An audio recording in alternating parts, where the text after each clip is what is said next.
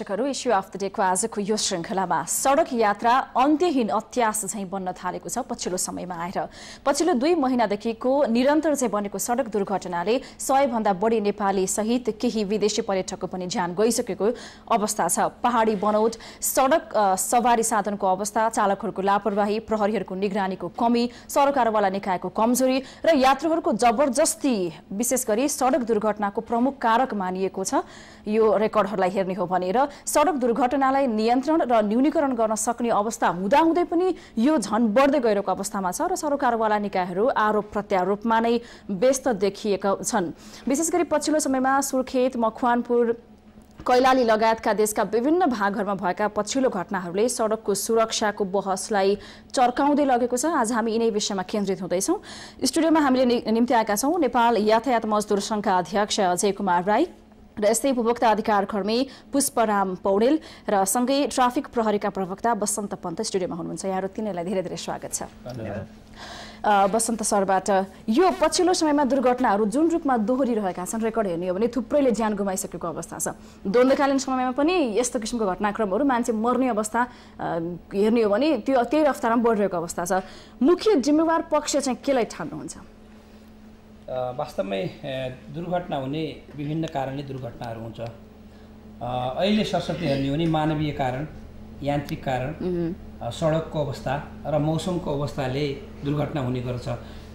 विगत 1-2 महिनादेखि यता हेर्ने हो भने मानवीय कारणका मुख्य कारक तत्त्व मानिन्छ र अहिले चालकको लापरवाहीबाट 2-3 वटा घटनाहरू देखिन्छ। अनुसन्धानबाट के देखिन्छ त भन्दाखेरि चालकहरूको लापरवाहीबाट 2-3 वटा घटनाहरू ठुलो घटना भएको देखिन्छ।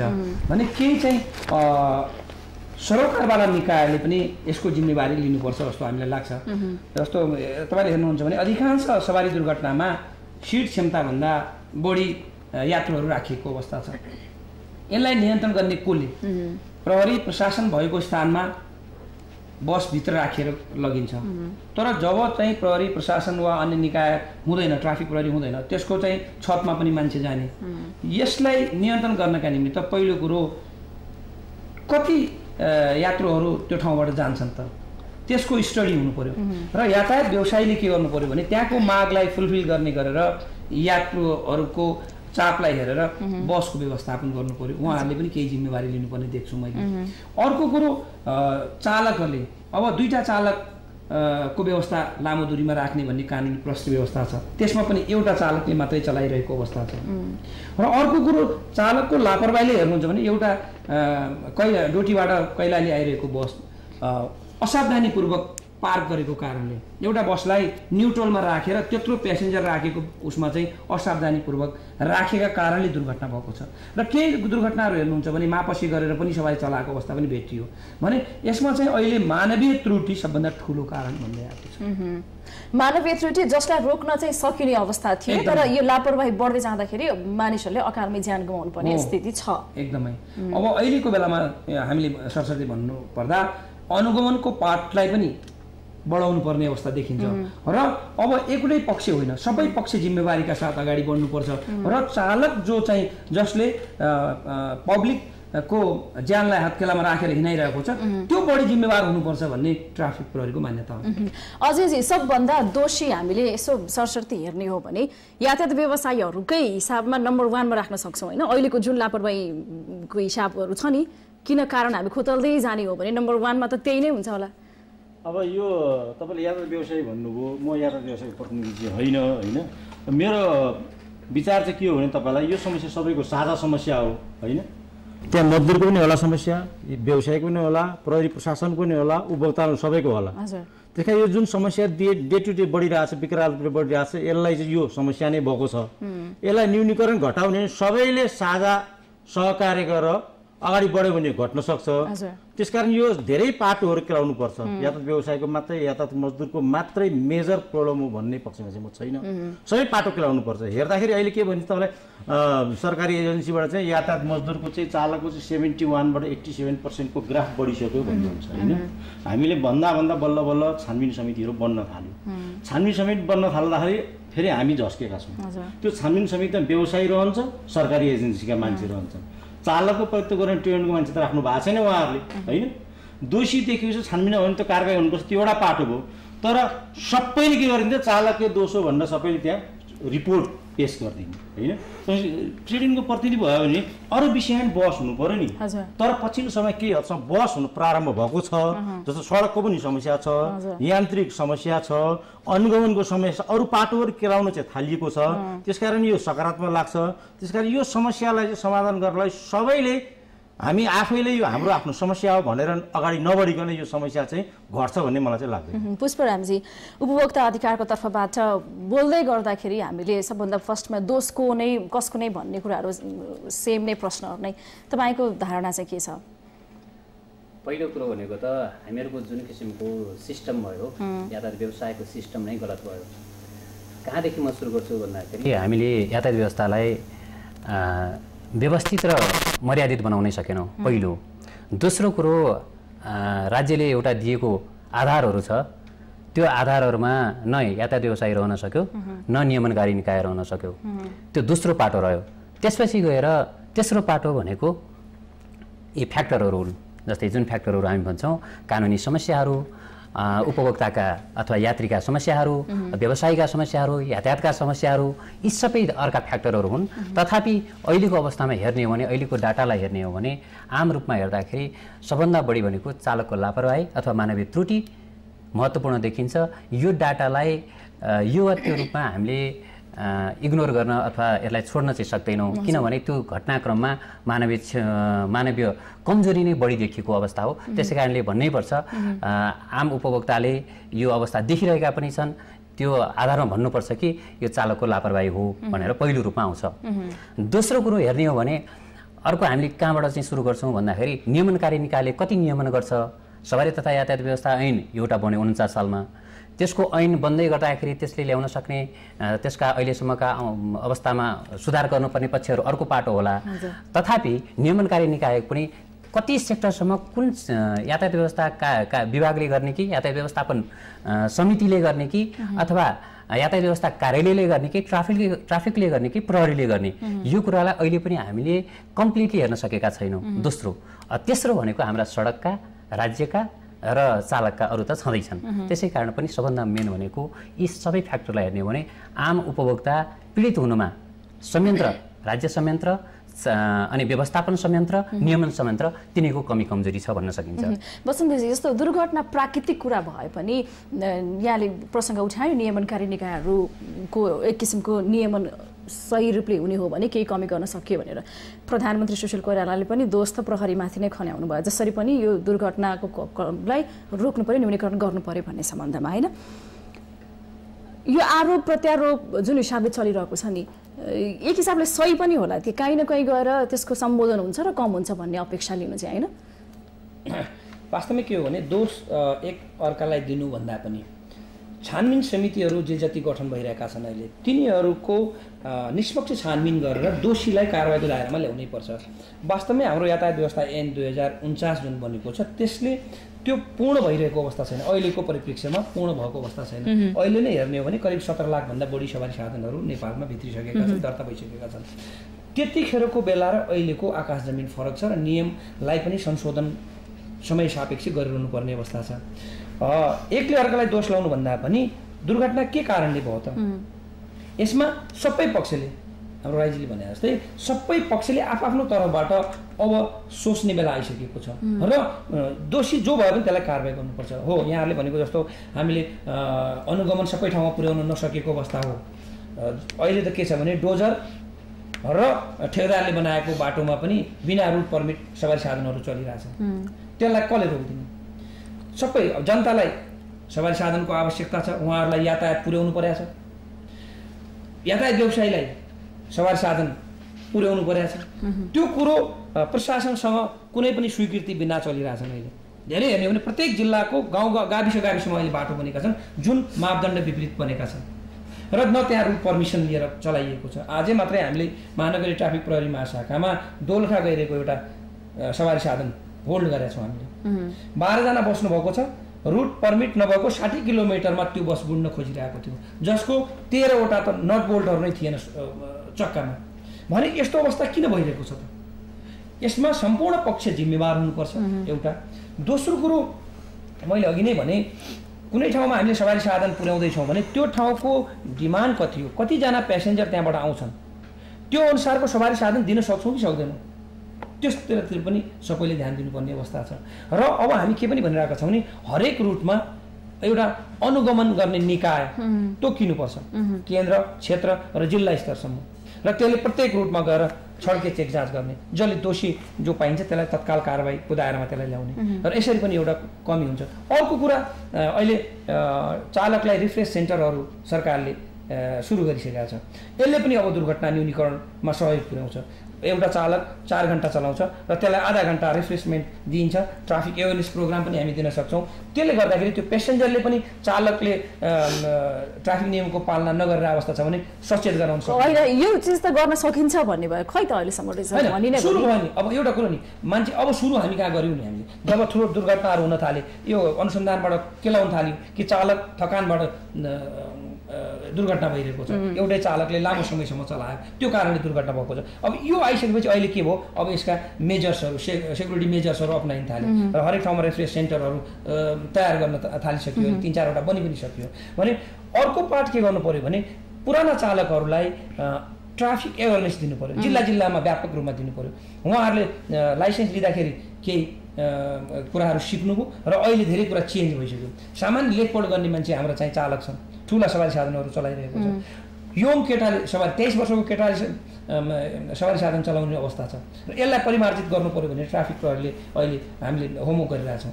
अब चाहिँ कुनै पनि चालक यदि ठुलो सवारी साधन चलाउँछ भने कम्तीमा 26 वर्ष उमेर पुगेको हुनुपर्छ भनेर हामीले राखिरहेको छौँ।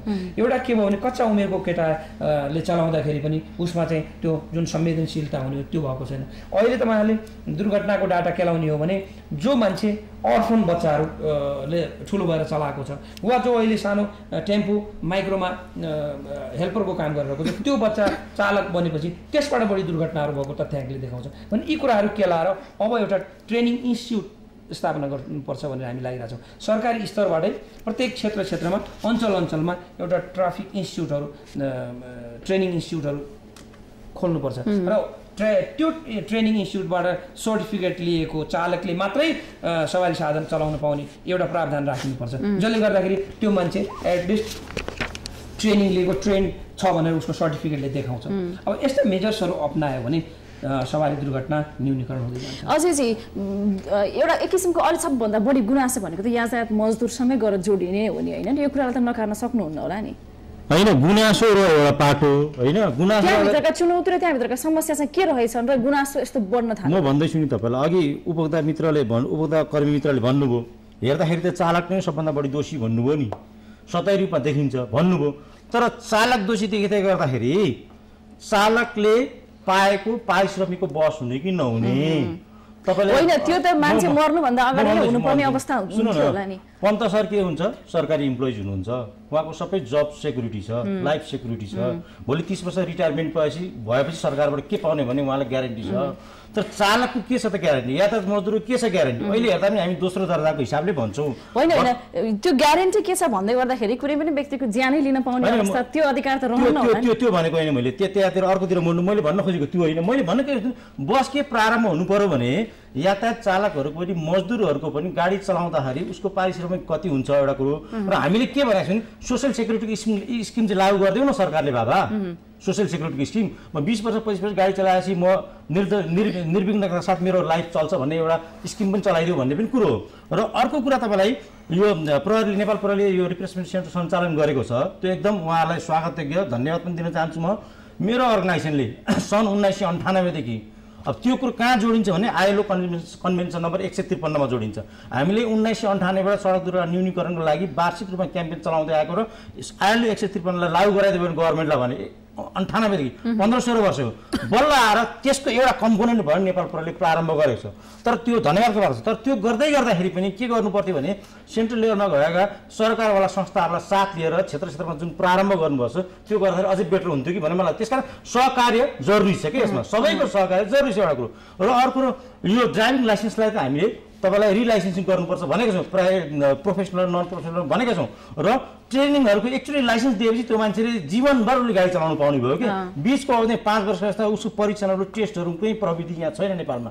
हिन्दुस्तानमा समेत तपाईँलाई हिन्दुस्तान गभर्मेन्टको central institute off road transport भनेर चाहिँ इन्डियामा छ। त्यहाँ विविध प्रकारको ट्रेनिङहरू दिन्छ सरकारवाला, पुलिसलाई पनि दिन्छ, ट्राफिकलाई दिन्छ, मजदुरलाई दिन्छ, विभिन्न प्याकेज बनाएर दिन्छ। त्यो खालको इन्स्टिट्युसनहरू पनि चाहियो यहाँ। र अब लाइसेन्स लिँदाखेरि हामीले के भनिरहेको छ भने अब लाइसेन्स दिँदाखेरि एउटा रिलाइसेन्सिङ गरौँ। अर्को चाहिँ तपाईँलाई सिटिपिटी जस्ता संस्थाहरूले एफिलिएट गराएर तपाईँलाई जस्तो नर्सिङ क्याम्पस खोलाएको छ नि, नर्सिङ क्याम्पसले एउटा नर्सिङ उत्पादन गर्छ नि, त्यो टाइपको अलिक म्याच्योर्ड चालकहरू 25-26 वर्ष, म त्यो कुरामा सहमत छु। 20-21 वर्षको एउटा क्राइटेरिया पनि बनाउनु पऱ्यो। हेभी गाडी चलाउनलाई कति उमेर अलिक म्याच्योर चाहिँ हुनुपर्छ भन्ने मलाई लाग्छ। त्यस्तो सिटिपिटी जस्ता संस्थाबाट चाहिँ एउटा 2 महिना 4 महिना 6 महिना कोर्स गरेपछि चाहिँ लाइसेन्स लिन एलिजिबल गराउने हो कि त्यहाँतिर सरकारले ध्यान दिनुपर्छ भन्ने मलाई लाग्छ एउटा कुरो। र अर्को कुरो भनेको यो बिचमा फेरि वात्तै ग्राफ बढ्यो नि दुर्घटनाको। केही हदसम्म तपाईँलाई प्रारम्भ भएको थियो प्रक्रियाहरू यो दुर्घटना न्यूनीकरणको लागि। यो सरकारी एजेन्सीमा कस्तो छ भने तपाईँलाई पुरा भर्सको निवर्तमान डिजी साहबले केही डिबेटहरू छलफल मिटिङहरू हाम्रो भइरह्यो, कमिटीहरू बनिरह्यो, 81 सराह भइदियो। अब सराह त्यो प्रक्रिया फेरि बन्द भयो। बन्द भएपछि त्यसले पनि अलिकति असर गर्यो कि नभए एउटा गतिमा हिँडेको थियो जस्तो मलाई लाग्छ। तर जति जे भने पनि फेरि पनि बहस र त्यहाँभित्र कस्ता कस्ता व्यक्ति छन्, उनीहरूको दक्षता कति छ भन्ने कुरा होला। नियमनकारी निकायले हेर्ने ठाउँ पनि रहन्छ होला। तर त्योभन्दा तपाईँहरूले पनि कस्तो किसिमको संस्कार हामी भित्र भित्रिएको छ, कस्ता व्यक्तिहरू त्यहाँभित्र छन् भन्ने कुरा पनि त एक किसिमले हेर्नुपर्ने थियो होला नि, होइन र? स्कुलिङको कुरो गर्नुभयो। हजुर। अनि स्कुलिङको कुरो त हामीले सकेसम्म स्कुलिङको कुरा पनि भयो, उभित्रको दक्षताको कुरा पनि तपाईँहरूसँग जोडिन्छ होला। त्यो दक्षताको कुरो त स्टेटले दिने हो नि उसलाई अधिकार त। लाइसेन्स त स्टेटले छान्नु पर्यो नि त कुन दक्ष रूपमा छ, कुन दक्षता छ र उसलाई दिने हो नि त। हामी आफै भन्दैछु लाइसेन्स रिलाइसेन्सिङ गरौँ, सिटिपिटी जस्तो संस्थाबाट चाहिँ एजेन्सीहरू खोलेर चाहिँ ट्रेनिङ दिउँ, हामी आफै भन्दैछु। त्यो त भनिरहेको छु। दक्षताको मापन त हामीले गर्ने, स्टेटले गर्ने हो। अब तपाईँलाई जस्तो यति धेरै दुर्घटनाका कुराहरू उठिरहेका छन्, दुर्घटना भइरहेका छन्, फेरि पनि सरकारवालाहरूले चाहिँ न्यूनीकरणको लागि आवाज जुन हिसाबले उठाउनु पर्ने थियो आवाज उठाएनन् भन्ने गुनासो चाहिँ उपभोक्ता अधिकार कर्मीहरूलाई सधैँ नै लाग्छ है। यही नै प्रश्न तपाईँलाई? त्यसो होइन, हामीले जस्तै नेसनल कन्ज्युमर फोरमले यस्ता विषयमा उपभोक्ता सचेतनाका कार्यक्रमहरू पहिलो कुरो निरन्तर रूपमा गरिआएको छ, विगत लामो समयदेखि गरेको अहिले पनि जगजाहेर छ। दोस्रो कुरो, हामीले प्रत्येक पटक यस्ता जब इस्यु आउँछ, इस्यु आएपछि हामीले नियमनकारी निकाय अथवा त्यसको माथिल्लो निकाय समक्ष हामीले यस विषयमा पटक पटक हामीले त्यस विषयमा चाहिँ जानकारी गराउने र त्यसलाई करेक्सन गर्ने पाटोमा चाहिँ सम्बद्ध निकायहरू चाहिँ सक्रिय भइदिउन् भनेर हामीले पत्राचारहरू गर्छौँ। त्यसको लागि हामी झकझक्याउँछौँ, हामीले त्यस्ता कार्यक्रमहरू गर्छौँ। यही अहिलेको अवस्थामा पनि सिन्डिकेटको समस्या सबभन्दा ठुलो हो, किनभने यातायात व्यवसायीहरूले कुनै पनि क्षेत्रमा नयाँ गाडीहरू राख्न नदिने, नयाँ गाडीहरू राख्दाखेरि उहाँहरूलाई आफ्नो आर्थिक उपार्जनमा असहज हुने, त्यसै कारणले उहाँहरूले त्यो सिन्डिकेटलाई र कार्टेलिङको पाटोलाई उहाँले यथावत राख्नुभयो, जुन अदालतले समेत नगर भनेर आदेश दिइसकेको थियो। तथापि आजका दिनसम्म पनि अस्ति भर्खरै पनि मुख्य सचिवले सिन्डिकेट चाहिँ अन्त्य हुनुपर्छ भनेर उहाँले आफैले पनि इनिसिएट लिनुभयो। तथापि अहिले पनि यातायात व्यवसायहरू के गर्नुहुन्छ भन्दा होइन, कहाँ अर्को व्यवसायीले अथवा अर्को संस्थालाई हाम्रो रुटमा चाहिँ हामी पर्मिट दिन लगाउँछौँ र भनेर उहाँहरू लाग्नुहुन्छ। यसबाट के देखिन्छ भन्दा यातायात व्यवसायहरूमा अलिकति कतै न कतै कुनै न कुनै रूपमा त्यो जानेर नजानेर म भन्न सक्दिनँ, यो देखिन्छ उहाँहरूमा दम्भ छ, पहिलो कुरो। दोस्रो कुरो भनेको हामी कहाँ छौँ भन्दाखेरि कन्ज्युमर को सेक्टरमा अवेरनेस प्रोग्रामहरू सञ्चालन गर्ने सिलसिलामा उपभोक्ता संस्थाहरूको रोल भनेको एउटा गैर सरकारी संस्थाले जति गर्न सक्छ त्योभन्दा बढी गर्न सक्दैन। गैर सरकारी संस्थाको दायित्व भनेको गैर सरकारी संस्थाको आफ्नो इन्फ्रास्ट्रक्चरहरू होला, उसले पाउने लजिस्टिक सपोर्टहरू होला, त्यसको त्यति हुँदाहुँदै पनि हामी जस्ता संस्थाहरूले हामीले गरेका छौँ भनेर हामी भन्छौँ। र हिजै मात्र पनि हामीले सम्माननीय प्रधानमन्त्रीज्यूलाई यही सेक्टरको सिलसिलामा यसमा आएका अहिलेका चुनौतीका सम्बन्धमा केही गर्नु पर्यो, कारबाही अगाडि बढाइदिनु पर्यो भनेर हामीले भनेका छौँ। यति मात्र होइन कि हामीले विगतमा यातायात व्यवस्था विभागहरूसँग समन्वय गरेर, ट्राफिक कार्यालयहरूसँग समन्वय गरेर हामीले कार्यक्रम गरेका छौँ। इभन सञ्चारकर्मी साथीहरूसँग बसेर पनि हामीले त्यस्ता अवेरनेस प्रोग्रामहरू चलाएका छौँ। यो कमी होइन। तथापि हाम्रो के छ भन्दाखेरि राज्यले गर्ने नियमनकारी निकाय जुन हो त्यो नियमनकारी यदि निकाय सक्रिय भइदिने हो भने पहिलो, र चालकको हातमा, अघि उहाँले मित्रले भन्नुभयो चालक सबभन्दा बढी जिम्मेवार हुनुपर्छ, किन भन्दाखेरि उहाँको हातमा स्टेरिङ छ, उहाँले जिम्मेवार भइदिनुपर्छ। यदि उहाँले त्यो गाडी ड्राइभ गर्न सक्नुहुन्न भने उहाँले त्यो ड्राइभ पेसा छोड्नुपर्छ। म त्यो भन्छु, किनभने उहाँले त्यो दायित्वबाट उहाँले अनुमति पाउनुहुन्न। एकछिनको लागि मैले कुनै काम गर्छु भने मैले त्यो काम गर्न कमिटमेन्ट गरेको हुन्छु, त्यो प्रतिबद्ध भएर मैले काम गर्छु, होइन भने म त्यो किन हात लिने, मैले त्यो काम गर्नु हुँदैन। त्यस आधारमा पनि यदि चालक हुन्छ भने चालकले आफ्नो कर्तव्य पुरा गर्नुपर्छ, दायित्व पुरा गर्नुपर्छ। त्यति यदि कर्तव्य दायित्व पुरा गर्नुहुन्न भने नि उहाँ चालक हुनुहुन्न, उहाँले आफ्नो सोखको आधारमा उहाँले चलाउनु भयो होला, त्यो गर्ने अधिकार छैन र कसैको जीवनमाथि खेलवाड गर्ने अधिकार चालकलाई हुँदैन। यसै आधारमा हामी भन्न सक्छौँ चालक जिम्मेवार भइदिने हो भने पहिलो त्यहीँबाट चाहिँ रेड्युस हुन्छ, घट्न सक्छ, दुर्घटनाहरू न्यूनीकरण हुन सक्छ।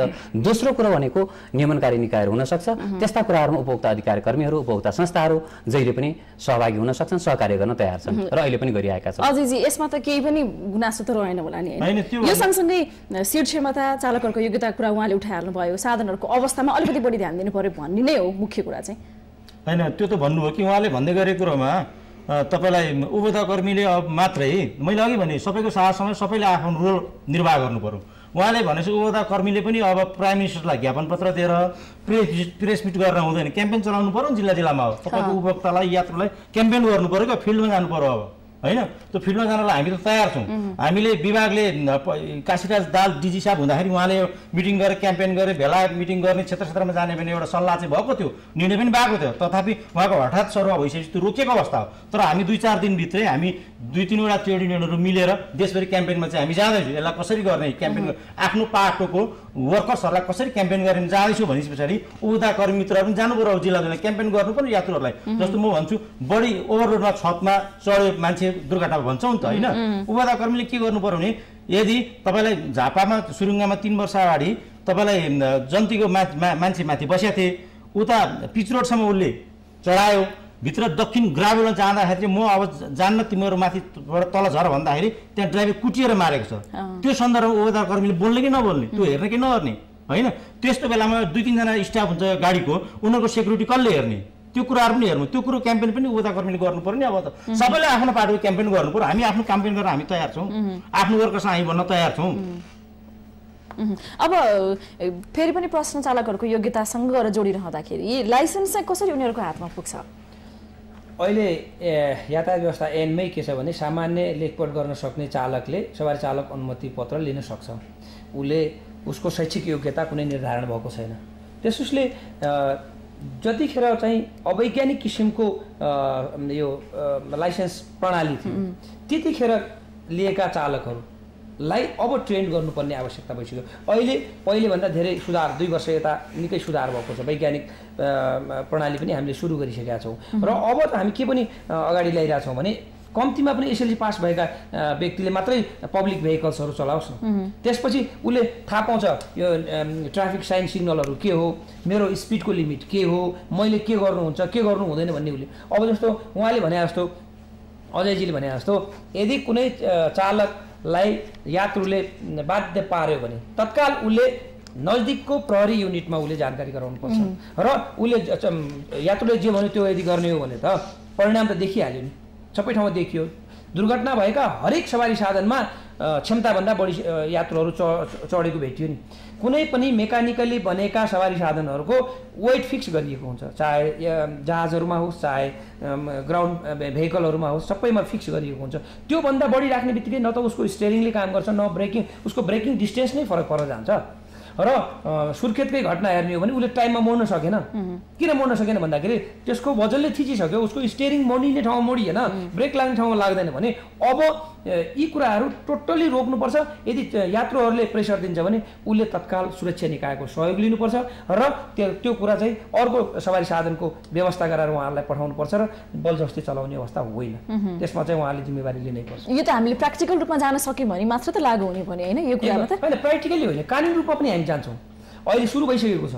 अब मैले भने पहिले पनि हामीले सुरु गरिसकेका छौँ। यहाँ कुन ठाउँमा यस्ता घटना भइरहेछ भने रातको समयमा जहाँ सेक्युरिटी ट्राफिक प्रहरीहरूको अब्सेन्सहरू रहिरहन्छ त्यो ठाउँमा सुरु भइरहेछ र यात्रुहरू पनि कस्तो भइदियो भनेपछि वास्तवमै यात्रुको पनि केही कमी कमजोरीहरू भइरहेछ। अहिले पब्लिकमा पनि एवेरनेस पुर्याउनु पर्ने व्यापक रूपमा अहिले जिल्लामा लानुपर्छ भनेर हामी लागिरहेछौँ। जसरी हामीले महानगरी ट्राफिक प्रहरी महाशाखाले 4 लाख, गत वर्ष हामीले 4 लाख यहाँलाई शिक्षा दियौँ। यो जिल्ला जिल्लामा गएर सबैलाई दिनु पर्यो, यात्रुहरूलाई पनि थाहा हुनु पर्यो कि मैले यो सवारी साधनमा चढ्नु हुन्छ कि हुँदैन, म सुरक्षित छु कि छैन भन्ने त्यो पनि हुनु पर्यो। र यात्रुले पनि हामीलाई खबर गर्न सक्ने भयो, प्रशासनले नियन्त्रण गर्न सक्छ नसक्ने होइन।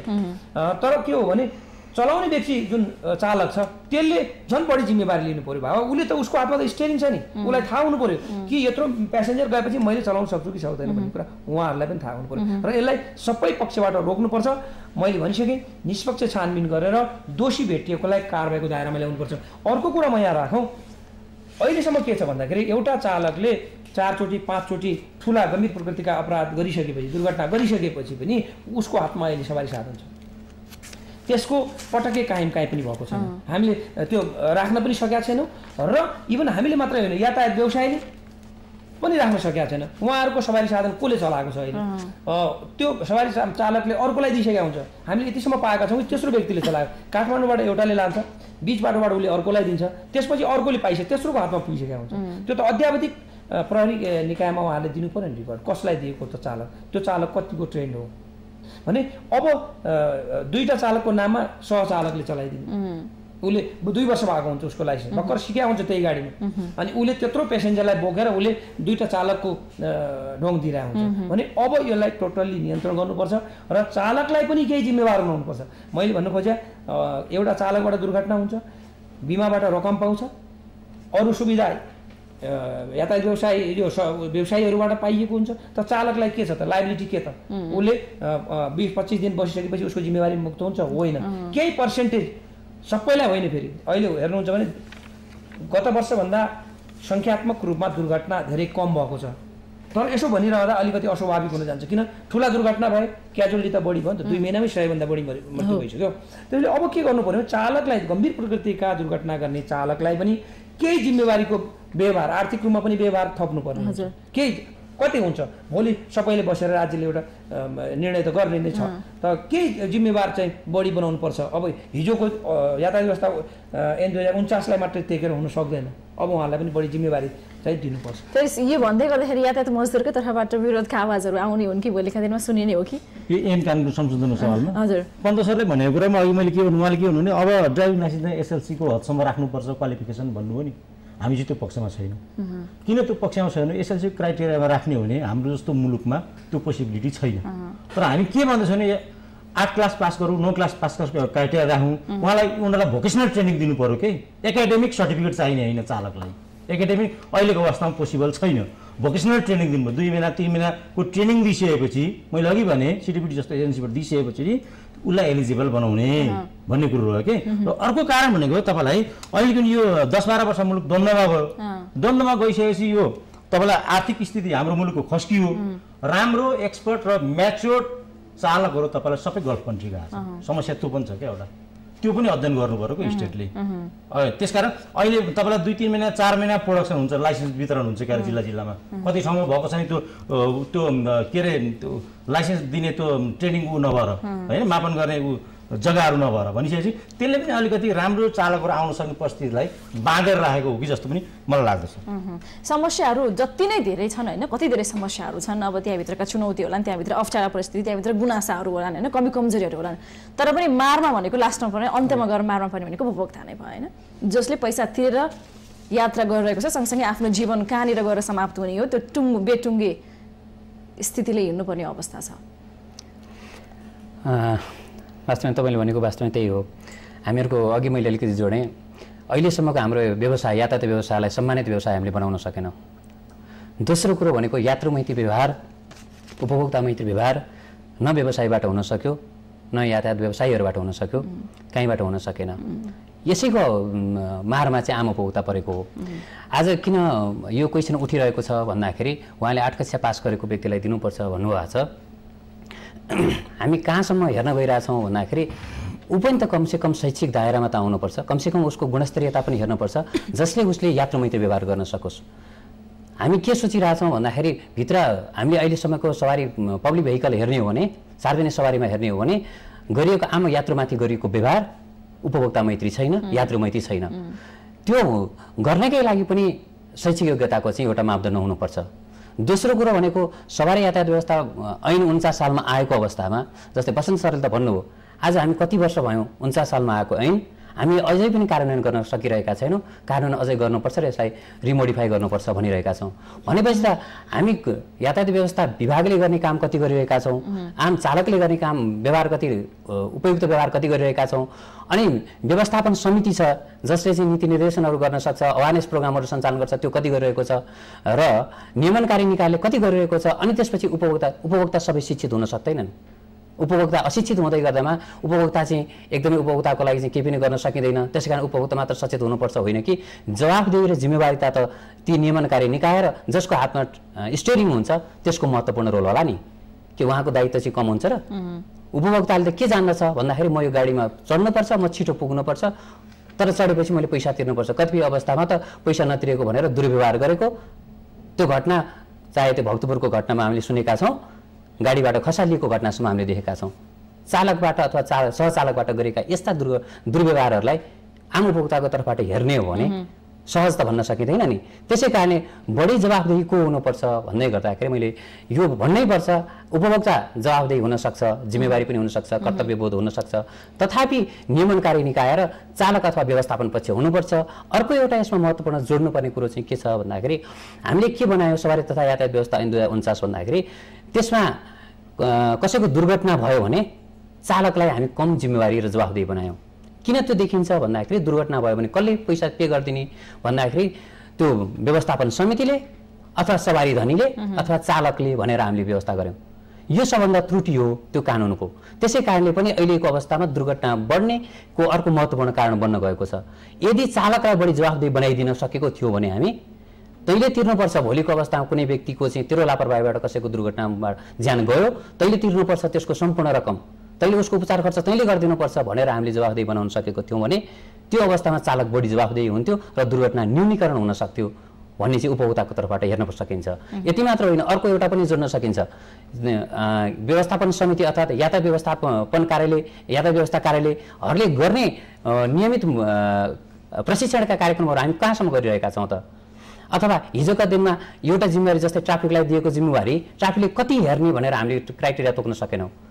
ट्राफिकलाई कतिसम्म चाहिँ हेर्न दिने, कति ट्राफिक हुनुपर्छ त्यो किसिमको हेर्न सकेनौँ। कति उद्योग के अरे यो यातायात व्यवसाय भनेको कति हुनुपर्छ, लामो हुनुपर्छ, कति त्यसका चाहिँ सेक्टरहरू कति वाइड हुनुपर्छ भनेर पनि हेर्न सकेनौँ। त्यसै कारणले पनि यातायातको सङ्ख्या कमी, राज्यको पहुँच कमी, राज्यले पनि के गरिदियो भन्दा एकलौटी रूपमा निजी सेक्टरलाई सम्पूर्ण जिम्मेवारी सुम्प्यो, राज्यले आफूले जिम्मेवारी दायित्व बोध गर्न सकेन।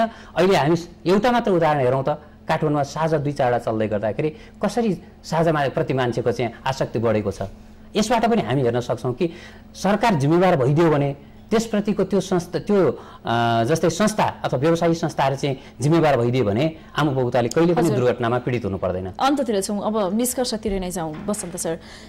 जति पनि बहस भए, जति पनि कुराकानीहरू भए होइन, केन्द्रित भनेको चाहिँ लापरवाही जति पनि भएको छ नि त्यसलाई कम गर्नु पर्यो, सेवा सुविधा बढाउनु पर्यो र यातायातका साधनहरू अब त्यही गुणस्तरको म्यापन गर्नु पर्यो। यी यावत नै हो भने यी कुराहरू यदि मेन्टेन हुने हो भने सडक दुर्घटना न्यूनीकरण हुन सक्छ। त्यति मात्रै होइन, सडक दुर्घटना न्यूनीकरण गर्नका निमित्त मैले भने पहिले कुरो त त्यहाँको डिमान्ड कति छ त्यसलाई स्टडी हुनु पर्यो र यो जुन रुट पर्मिट दिने सिस्टम छ यसलाई पनि पुनरावलोकन हुनु पर्यो क्या। जस्तो कुनै ठाउँमा 10 बजे एउटा गाडी जाने, 4 बजे एउटा गाडी जाने जुन सिस्टम छ यो चाहिँ हट्नुपर्छ र अहिले हामीले बाँड्दै गरेको जुन यो रुट पर्मिसन छ यसलाई व्यवस्थित गर्नु पर्यो एउटा, र यातायात व्यवसायी पनि बढी जिम्मेवार बन्नु पर्यो। उहाँहरूले पनि के गरिदिनु पर्यो त भन्दाखेरि त्यहाँको डिमान्डलाई हेरेर आफ्ना सवारी साधनहरू इन्क्रिज गर्नु पर्यो र आफ्ना चालकलाई प्रशिक्षण दिनु पर्यो। मजदुरले पनि आफ्नो तर्फबाट प्रशिक्षित गर्नु पर्यो र ट्राफिक प्रहरीले त गरिरहेछ, हामी त गरिरहेछौँ, जुनसुकै बेलामा पनि जहाँ आवश्यक छ हामी दिइरहेछौँ। तर यतिले मात्रै पुग्दैन, चालकलाई प्रशिक्षित बनाउनु पर्यो, यात्रु जनता पनि सचेत हुनु पर्यो। विभिन्न मिडियाबाट, तपाईँहरू जस्तो मिडियाहरूबाट पनि जानु पर्यो कसरी सडक प्रयोग गर्ने, ट्राफिक नियम के हो। अहिले बल्ल तल्ल अब हामीले राख्न सकेका छौँ भन्नुहोस् न यो सिलेबसमा, र एउटा बच्चादेखि हामीले सिकाउन सक्नु पर्यो र ड्राइभिङ लाइसेन्सलाई अलिकति व्यावहारिक र वैज्ञानिक बनाउनु पर्यो। त्यति मात्रै भएर कानुनलाई पनि, भएका विद्यमान कानुनलाई संशोधन गर्नु पर्यो र कडाइका साथ अब यिनीहरूलाई लानुपर्छ। अब कडाइका साथ नलगेर पनि हुँदैन र अब यो सङ्घ संस्था मार्फत जुन बढी जिम्मेवारी लिएको अवस्था छ त्योभन्दा व्यक्तिगत रूपमा उहाँहरूलाई बढी जिम्मेवार बनाइनुपर्छ र यदि हामीले यी कुराहरू पुरा गऱ्यौँ भने पक्कै पनि दुर्घटना न्यूनीकरण हुन्छ। दुर्घटना हुन्छ टोटल्ली कन्ट्रोल गर्न सकिँदैन, कुनै हामीहरूको बसमा नभएको दुर्घटनाहरू पनि हुन्छ। मैले भनिहालेँ अघि यान्त्रिक कारणले हुने दुर्घटना रोक्न गाह्रो हुन्छ, मौसमको कारणले हुने दुर्घटना गाह्रो हुन्छ, सडककै कारणले दुर्घटना हुन सक्छ, तर मानवीय कारणले हुने दुर्घटना हामी जिरो बनाउन सक्छौँ र यतातिर सबैले पहल गर्नुपर्छ भन्ने हामीले। हजुर केही छन् भने छोटो होइन, यसमा मैले भने ऐन कानुनको संशोधनको कुरो आयो कि अहिलेको वर्तमान ऐन कानुन पनि समय सापेक्ष छ मलाई लाग्छ त्यहाँ, तर त्यहाँ भएका कतिपय बुदाहरू इम्प्लिमेन्टेसन भएको छैन। घुम्ती निरीक्षकको व्यवस्था छ, यातायात निरीक्षकको व्यवस्था छ, त्यो सबै यातायात व्यवस्था विभाग अन्तर्गतको कर्मचारीले गर्ने भएको भए ट्राफिकलाई अलिकति लोड कम हुन्थ्यो। उहाँहरूको हामीले सबै हेर्न परेको छ, हामीले कहाँ कहाँ भ्याउने भन्ने उहाँहरूको पनि कुरो छ फेरि होइन। त्यसकारण यदि समय सापेक्ष चेन्ज परिवर्तन गर्नुपर्छ नि ठिक छ, तर सरकारवालासँग छलफल गरेर गर्दा उत्तम हुन्छ भन्ने मलाई लाग्दछ र ती सबै कुराहरू लागू गर्न सक्यो भने पनि निरूपण अलिकति केही हदसम्म नियन्त्रण र निरूपण हुन्छ कि भन्ने मलाई लाग्छ। हजुर छोटोमा राख्दिनु होला अन्त्यमा। सबै कुराहरू त प्रायः आइसक्यो। मैले के भन्न चाहिँ खोजेको भने मात्र के हो भने जसको हातमा स्टेरिङ हुन्छ ऊ जवाफदेही दिनुहोस्, नियमनकारी निकायले राम्रोसँग नियमन गरिदिनुहोस् र जो हामी जस्ता उपभोक्ताहरू छौँ उपभोक्ता कर्मीको तर्फबाट केही न केही त हामी गर्छौँ, तथापि हामीले मात्र गरेकोले हुँदैन। आम उपभोक्ता सचेतनामा सबैको हात चाहिँ अगाडि बढ्नुपर्छ। त्यसमा चाहिँ सबभन्दा बढी जवाफदेही चाहिँ नियमनकारी निकाय र व्यवसायहरू डराइ सार्वजनिक यातायातका साधनमा चढ्न नपरोस् र गन्तव्यमा सुरक्षित ढङ्गले पुग्न सकौँ भन्ने नै हो कामना। हस्, यो उपस्थिति कुराकानीको लागि धेरै धेरै धन्यवाद। धन्यवाद। दर्शकहरू, हामी बढ्दो सवारी दुर्घटनाका सन्दर्भमा केन्द्रित थियौँ। नेपाली यातायात मजदुर सङ्घका अध्यक्ष अजय कुमार राई, उपभोक्ता अधिकार कर्मी पुष्पराम पौडेल र ट्राफिक प्रहरी प्रवक्ता बसन्त पन्त स्टुडियोमा हुनुहुन्थ्यो। आजको लागि इस्यु अफ द डेको समय यति नै। हामी निरन्तर न्युजमा छौँ। नमस्ते।